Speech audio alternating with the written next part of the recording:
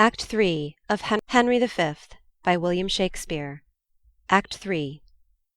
Prologue. Enter chorus. Thus with imagined wing our swift scene flies in motion of no less celerity than that of thought. Suppose that you have seen the well-appointed king at Hampton Pier embark his royalty, and his brave fleet with silken streamers the young Phoebus fanning. Play with your fancies, and in them behold upon the hempen tackle ship-boys climbing. Hear the shrill whistle which doth order give to sounds confused. Behold the threaden sails, borne with the invisible and creeping wind, draw the huge bottoms through the furrowed sea, breasting the lofty surge. O do but think you stand upon the ravage, and behold a city on the inconstant billows dancing. For so appears this fleet majestical, holding due course to Harfleur. Follow, follow! Grapple your minds to sternage of this navy, and leave your England, as dead midnight still, guarded with grandsires, babies, and old women, either past or not arrived to pith and puissance.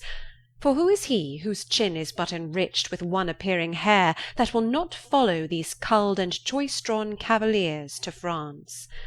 Work, work your thoughts, and therein see a siege. Behold the ordnance on their carriages, with fatal mouths gaping on girded Harfleur. Suppose the ambassador from the French comes back, tells Harry that the king doth offer him Catherine his daughter, and with her to dowry some petty and unprofitable dukedoms. The offer likes not, and the nimble gunner with linstock now the devilish cannon touches, and down goes all before them. Still be kind, and eke out our performance with your mind. Exit. Scene 1. France, before Harfleur. Alarum. Enter King Henry, Exeter, Bedford, Gloucester, and soldiers with scaling ladders. Once more into the breach, dear friends, once more, or close the wall up with our English dead. In peace there's nothing so becomes a man as modest stillness and humility. But when the blast of war blows in our ears, then imitate the action of the tiger. Stiffen the sinews, summon up the blood, disguise fair nature with hard-favoured rage. Then lend the eye a terrible aspect. Let pry through the portage of the head like the brass cannon. Let the brow o'erwhelm it as fearfully as doth a galled rock o'erhang and jutty his confounded base, swilled with the wild and wasteful ocean. Now set the teeth and stretch the nostril wide. Hold hard the breath and bend up every spirit to his full height. On, on, you noblest English, whose blood is fetched from fathers of war proof. Fathers that like so many Alexanders have in these parts from morn till even fought, and sheathed their swords for lack of argument. Dishonour not your mothers. Now attest that those whom you called fathers did beget you. Be copy now to men of grosser blood, and teach them how to war. And you, good yeomen, whose limbs were made in England, show us here the mettle of your pasture. Let us swear that you are worth your breeding, which I doubt not. For there is none of you so mean and base that hath not noble lustre in your eyes. I see you stand like greyhounds in the slips, straining upon the start. The game's afoot. Follow your spirit, and upon this charge cry God for Harry, England, and St. George. Exeunt. Alarum and chambers go off. Scene 2. The same. Enter Nym, Bardolph, Pistol, and Boy. On, to the breach, to the breach! Prithee, corporal, stay. The knocks are too hot. And for mine own part, I have not a case of lives. The humour of it is too hot, that is the very plain song of it. The plain song is most just, for humours do abound. Knocks go and come, God's vessels drop and die. And sword and shield in bloody field doth win immortal fame. All thy way and on Helios in London. I will give all my fame for a port of ale in safety. And I, if wishes would prevail with me, my purpose would not fail with me, but thither would I hie. As duly, but not as truly, as bird doth sing and bow. Enter Fluellen. Up to the breach, you dogs! Avaunt, you cullions! Driving them forward. Be merciful, great Duke, to men of mould, abate thy rage, abate thy manly rage, abate thy rage, great Duke. Good boarcock, bate thy rage, use lenity, sweet chuck. These be good humours. Your honour wins bad humours. Exeunt all but Boy. As young as I am, I have observed these three swooshers. I am by to them all three. But all they three, though they will serve me, could not be man to me. For indeed, three such antics do not amount to a man. For Battles, he is white-livered and red-faced, by the means whereof the face is it out, that fights not. For Pistol, he has a killing tongue and a quiet sword, by the means whereof he breaks words and keeps whole weapons. For Name, he has heard that men of few words are the best men, and therefore he scorns to say his prayers, lest he should be so a coward. But his few bad words are matched with as few good deeds, for never broke any man's head but his own, and that was against the post when he was drowned. He will steal anything and call it purchase. Battles stole a lute case, buried 12 legs, and sold it for 3 halfpence. Name and Battles are sworn brothers in filching, and in Kelly they stole a fire shovel. I knew by the piece of service the man will carry coal.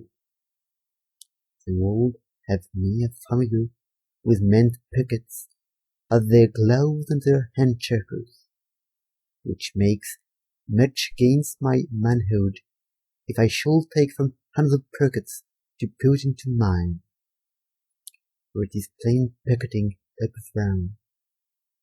I must leave them, and seek some better service.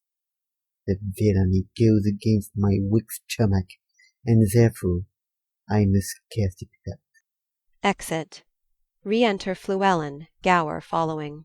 Captain Fluellen, you must come presently to the mines. The Duke of Gloucester would speak with you. To the mines?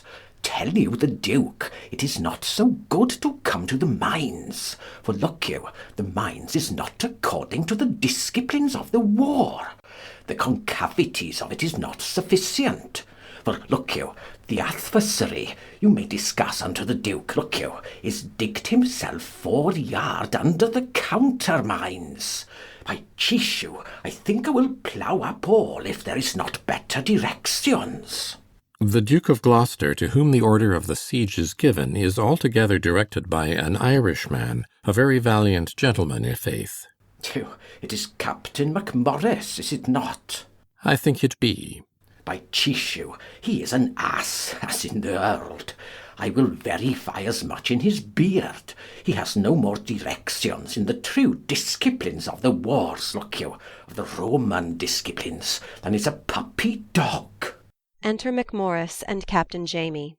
Here he comes, and the Scots captain, Captain Jamie, with him. Captain Jamie is a marvellous valorous gentleman, that is certain, and of great expedition and knowledge in the ancient wars, upon my particular knowledge of his directions. By Chishu, he will maintain his argument as well as any military man in the world, in the disciplines of the pristine wars of the Romans. I say good day, Captain Fluellen. God den to your worship, good Captain James. How now, Captain MacMorris? Have you quit the mines? Have the pioneers given o'er? By Christ, la, 'tis ill done. The work is give over, the trumpet sound the retreat. By my hand I swear, on my father's soul, the work is ill done. It is give over.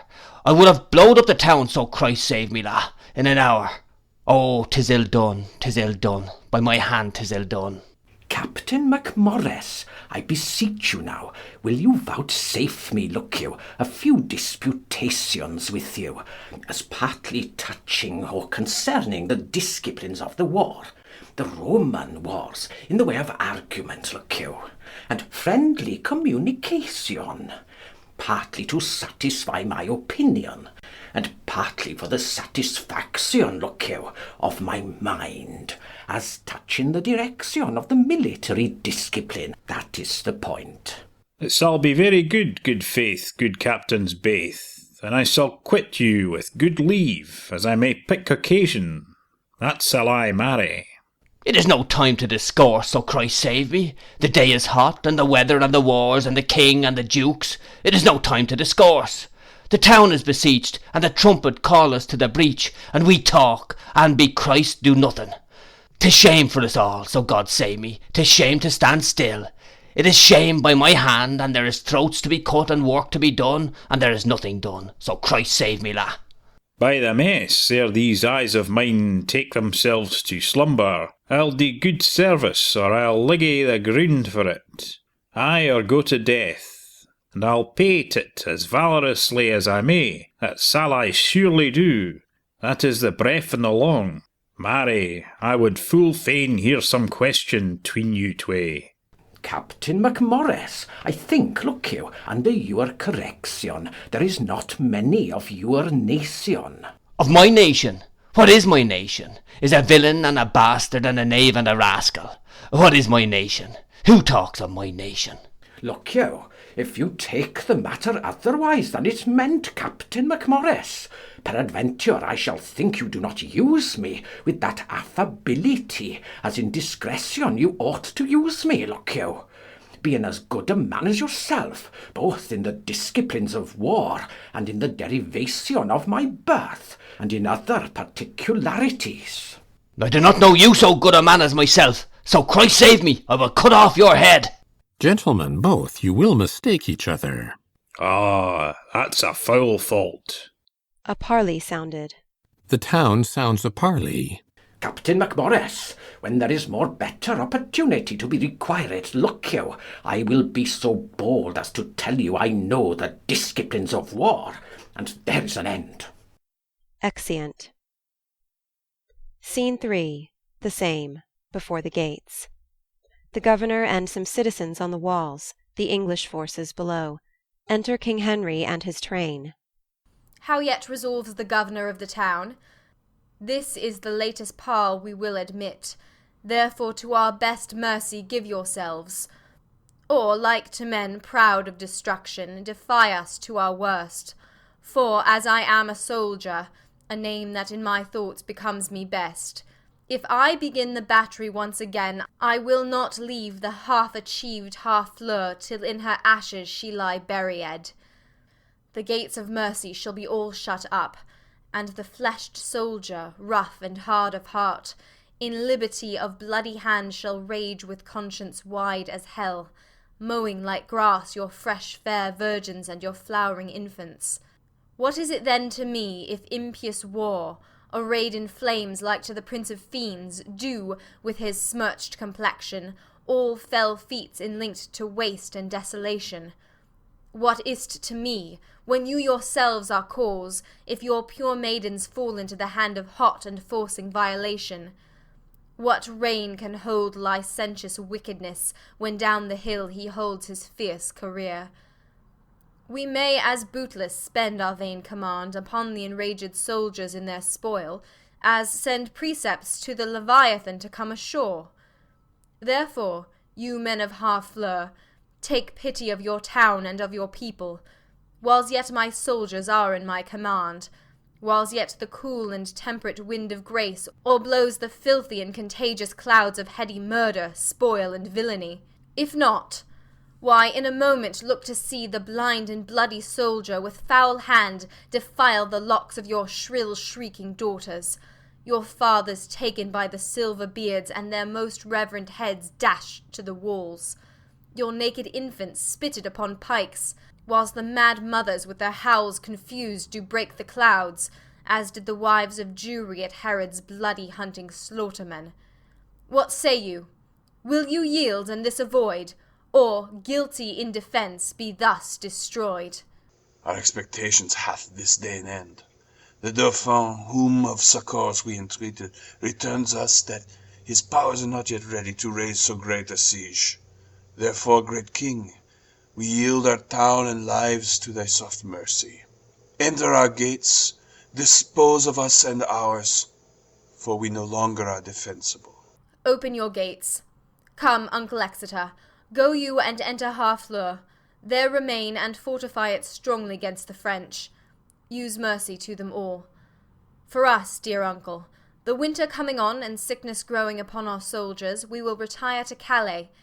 Tonight in Harfleur we will be your guest. Tomorrow for the march are we addressed. Flourish. The king and his train enter the town. Scene 4. The French king's palace. Enter Catherine and Alice. Alice, tu as été en Angleterre et tu parles bien le langage. Un peu, madame. Je te prie m'enseigner. Il faut que j'apprenne à parler. Comment appelez-vous la main en anglois? La main, elle est appelée the hand. The hand. Et les doigts? Les doigts? Ma foi, j'oublie les doigts, mais je me souviendrai. Les doigts, je pense qu'ils sont appelés the finger. Oui, the finger. La main de hand, les doigts de finger. Je pense que je suis le bon écolier. J'ai gagné 2 mots d'anglois vitement. Comment appelez-vous les ongles? Les ongles, nous les appelons the nails. The nails. Écoutez, dites-moi si je parle bien. The hand, the finger et the nails. C'est bien dit, madame. Il est fort bon anglois. Dites-moi l'anglois pour le bras. The arm, madame. Et le coude? The elbow. The elbow. Je m'en fais la répétition de tous les mots que vous m'avez appris jusqu'à présent. Il est trop difficile, madame, comme je pense. Excusez-moi, Alice. Écoutez. The hand, the finger, the nails, the arm, the bilbo. The elbow, madame. Oh, Seigneur Dieu, je m'en oublie. The elbow. Comment appelez-vous le col? The neck, madame. The neck. Et le menton? The chin. The chin. Le col de Nick, le menton de Cine. Oui, sauf votre honneur, en vérité. Vous prononcez les mots aussi droits que les natifs d'Angleterre. Je ne doute point d'apprendre par la grâce de Dieu et en peu de temps. N'avez-vous pas déjà oublié ce que je vous ai enseigné? Non, je réciterai à vous promptement.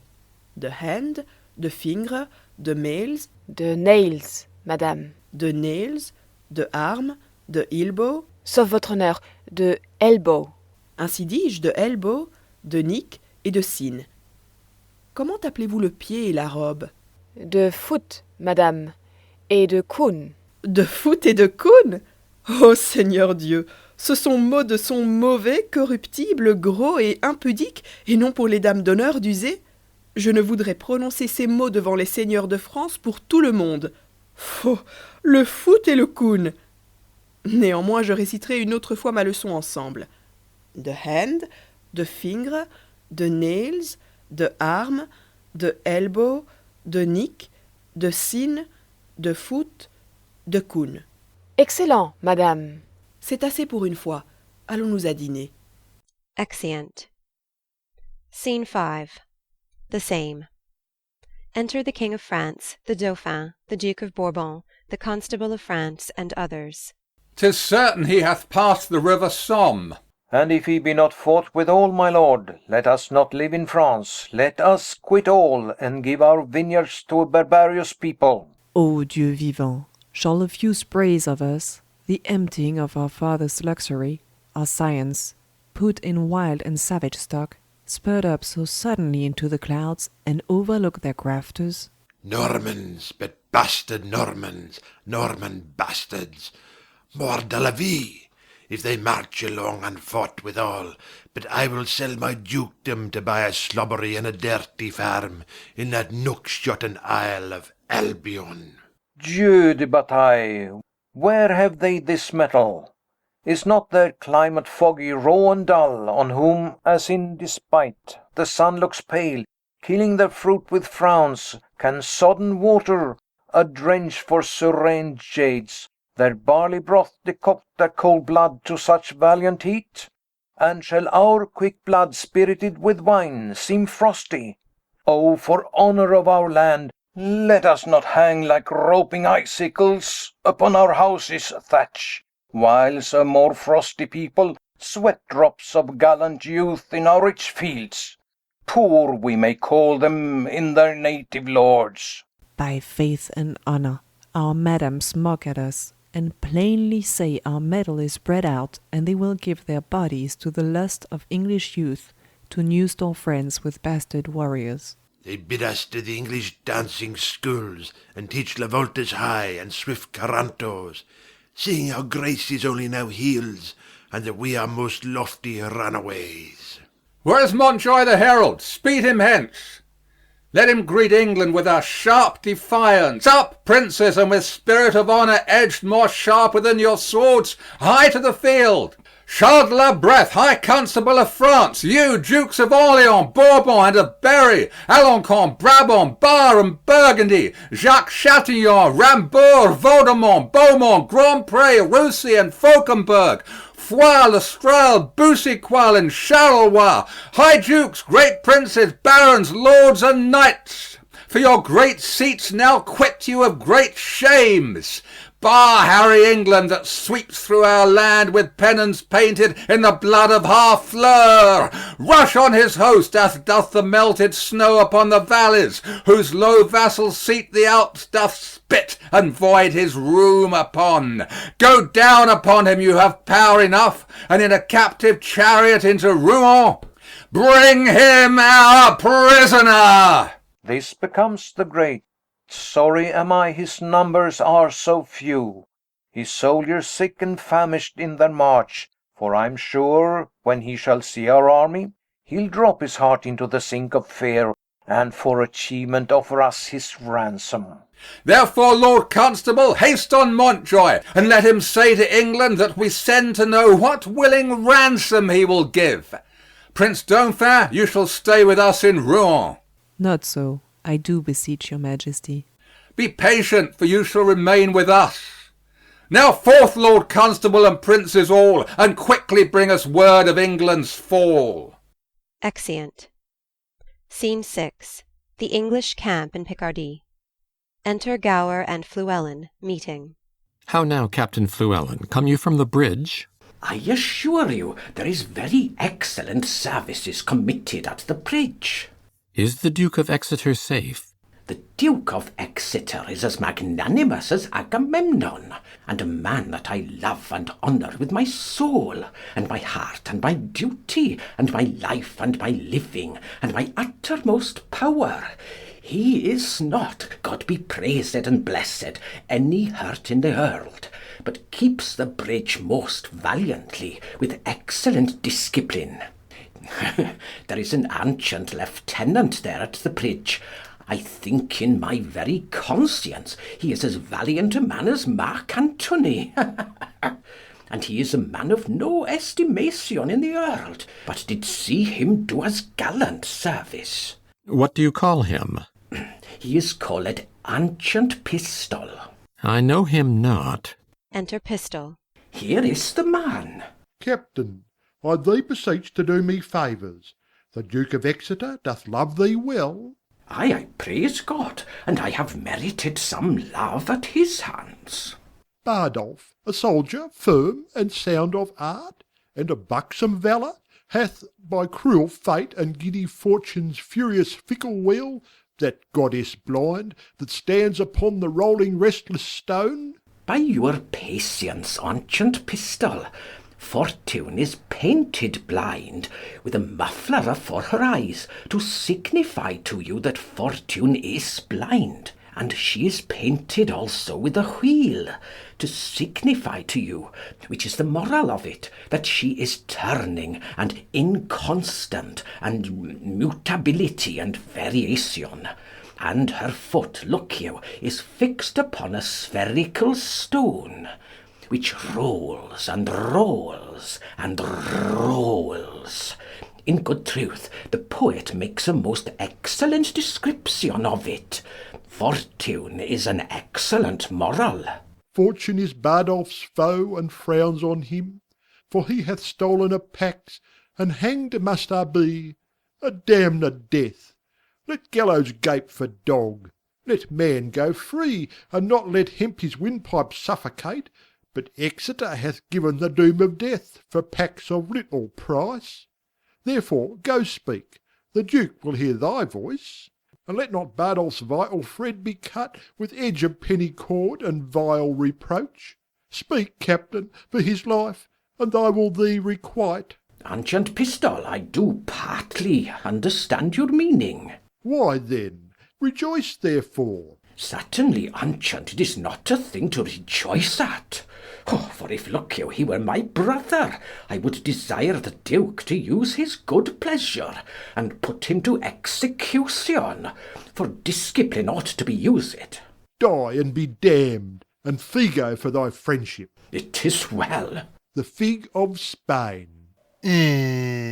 Exit. Very good. Why, this is an arrant counterfeit rascal. I remember him now. A bawd, a cut-purse. I'll assure you, uttered as brave words at the bridge as you shall see in a summer's day. But it is very well. What he has spoke to me, that is well, I warrant you, when time is served.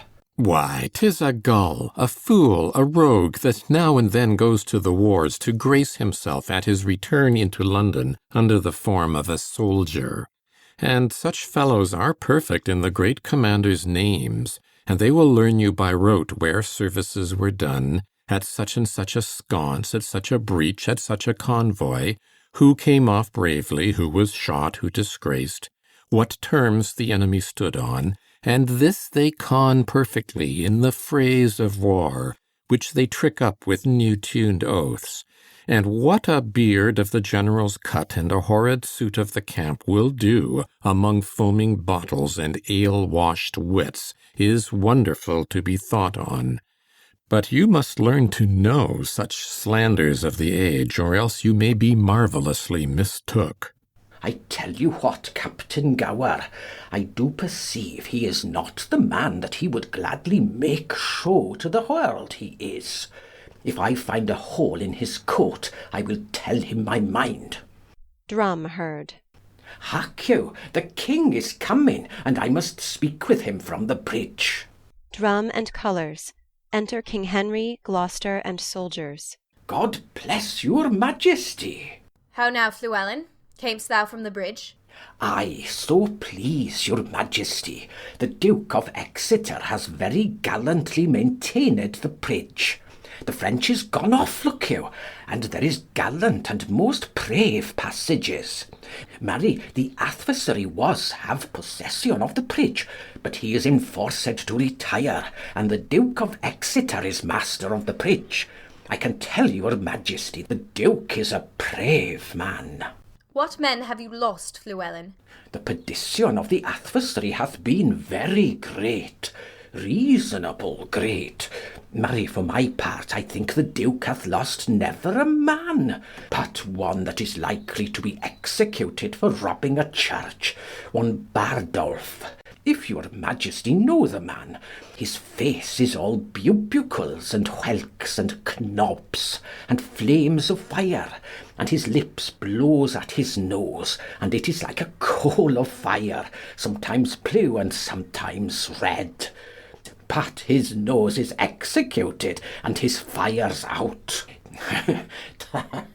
We would have all such offenders so cut off, and we give express charge that in our marches through the country there be nothing compelled from the villages, nothing taken but paid for, none of the French upbraided or abused in disdainful language.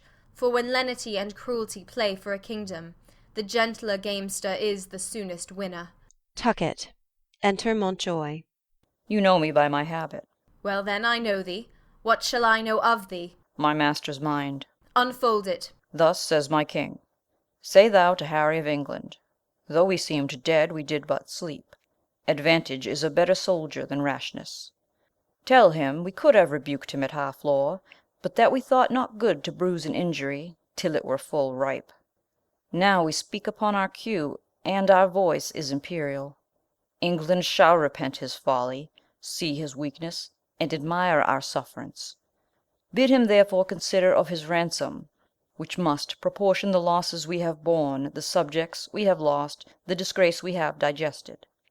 Which in wait to re-answer, his pettiness would bow under. For our losses, his exchequer is too poor. For the effusion of our blood, the muster of his kingdom too faint in number.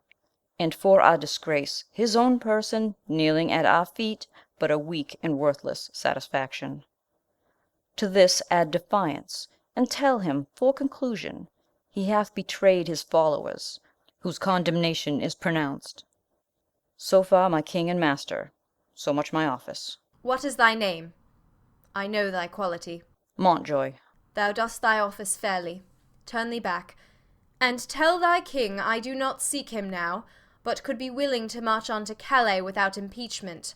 For, to say the sooth, though 'tis no wisdom to confess so much unto an enemy of craft and vantage, my people are with sickness much enfeebled, my numbers lessened, and those few I have almost no better than so many French, who, when they were in health, I tell thee, Harold, I thought upon one pair of English legs did march 3 Frenchmen. Yet forgive me, God, that I do brag thus. This your heir of France hath blown that vice in me. I must repent. Go, therefore, tell thy master here I am. My ransom is this frail and worthless trunk, my army but a weak and sickly guard. Yet, God before, tell him we will come on, though France himself and such another neighbour stand in our way. There's for thy labour, Montjoy. Go bid thy master well advise himself. If we may pass, we will. If we be hindered, we shall your tawny ground with your red blood discolour. And so, Montjoy, fare you well. The sum of all our answer is but this: we would not seek a battle as we are, nor as we are we say we will not shun it. So tell your master. I shall deliver so. Thanks to your highness. Exit. I hope they will not come upon us now. We are in God's hands, brother, not in theirs. March to the bridge. It now draws toward night. Beyond the river we'll encamp ourselves, and on tomorrow bid them march away. Exeunt. Scene 7. The French camp near Agincourt. Enter the Constable of France, the Lord Rambouris, Orléans, Dauphin, with others. Tut! I have the best armour of the world. Would it were day! You have an excellent armour, but let my horse have his due. It is the best horse of Europe. Will it never be morning? My Lord of Orleans and my Lord High Constable, you talk of horse and armour? You are as well provided of both as any prince in the world. What a long night is this! I will not change my horse with any that treads but on 4 pasterns. Ça, ha! He bounds from the earth, as if his entrails were hairs. Le cheval volant, the Pegasus, chez les narines de feu. When I bestride him, I soar, I am a hawk. He trots the air, the earth sings when he touches it. The basest horn of his hoof is more musical than the pipe of Hermes. He's of the colour of the nutmeg. And of the heat of the ginger.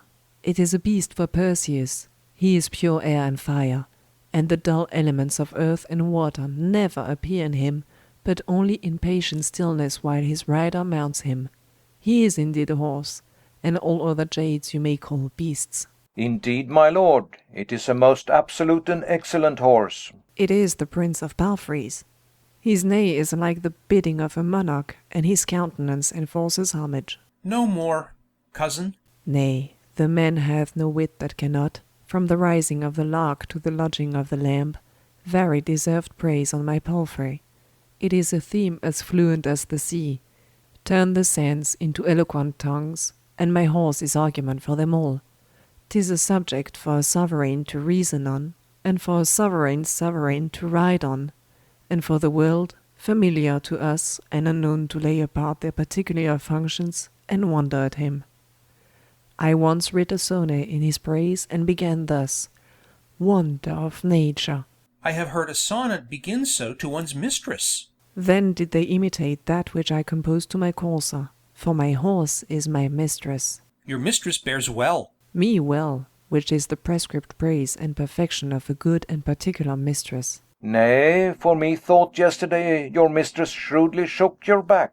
So perhaps did yours. Mine was not bridled. Oh, then belike she was old and gentle, and you rode like a kern of Ireland, your French hose off, and in your straight strasses. You have good judgment in horsemanship. Be warned by me, then. They that ride so and ride not warily fall into foul bogs. I had rather have my horse to my mistress. I had as lief have my mistress a jade. I tell thee, constable, my mistress wears his own hair. I could make as true a boast as that if I had a sow to my mistress. Le chien est retourné à son propre vomissement, et la truie lavée au bourbier. Thou makest use of anything. Yet do I not use my horse for my mistress, or any such proverb so little kin to the purpose. My lord constable, the armour that I saw in your tent tonight, are those stars or suns upon it? Stars, my lord? Some of them will fall tomorrow, I hope. And yet my sky shall not want. That may be, for you bear a many superfluously, and were more honour somewhere away. Even as your horse bears your praises, who would trot as well, were some of your brags dismounted? Would I were able to load him with his desert. Will it never be day? I will trot tomorrow a mile, and my way shall be paved with English faces. I will not say so for fear I should be faced out of my way. But I would it were morning, for I would fain be about the ears of the English. Who will go to hazard with me for 20 prisoners? You must first go yourself to hazard ere you have them. 'Tis midnight. I'll go arm myself. Exit. The Dauphin longs for morning. He longs to eat the English. I think he will eat all he kills. By the white hand of my lady, he's a gallant prince. Swear by her foot that she may tread out the oath. He is simply the most active gentleman of France. Doing is activity, and he will still be doing. He never did harm, that I heard of. Nor will do none tomorrow. He will keep that good name still. I know him to be valiant. I was told that by one that knows him better than you. What's he? Marry, he told me so himself, and he said he cared not who knew it. He needs not. It is no hidden virtue in him. By my faith, sir, but it is. Never anybody saw it but his lackey. 'Tis a hooded valour, and when it appears it will bait. Ill will never said well. I will cap that proverb with, there is flattery in friendship. And I will take that up with, give the devil his due. Well placed. There stands your friend for the devil. Have at the very eye of that proverb with, a pox of the devil. You are the better at proverbs. By how much? A fool's bolt is soon shot. You have shot over. 'Tis not the first time you were overshot. Enter a messenger. My lord high constable, the English lie within 1500 paces of your tents. Who hath measured the ground? The Lord Grand Pré. A valiant and most expert gentleman. Would it were day. Alas, poor Harry of England, he longs not for the dawning as we do. What a wretched and peevish fellow is this King of England, to mope with his fat-brained followers so far out of his knowledge. If the English had any apprehension, they would run away. That they lack, for if their heads had any intellectual armour, they could never wear such heavy headpieces. That island of England breeds very valiant creatures. Their mastiffs are of unmatchable courage. Foolish curs, that run winking into the mouth of a Russian bear and have their heads crushed like rotten apples. You may as well say, that's a valiant flea that dare eat his breakfast on the lip of a lion. Just, and the men do sympathize with the mastiffs in robustious and rough coming on, leaving their wits with their wives, and then give them great meals of beef and iron and steel. They will eat like wolves and fight like devils. Ay, but these English are shrewdly out of beef. Then shall we find tomorrow they have only stomachs to eat and none to fight. Now is it time to arm. Come, shall we be about it? It is now 2 o'clock. But, let me see, by 10 we shall have each 100 Englishmen. Exeunt. End of Act 3.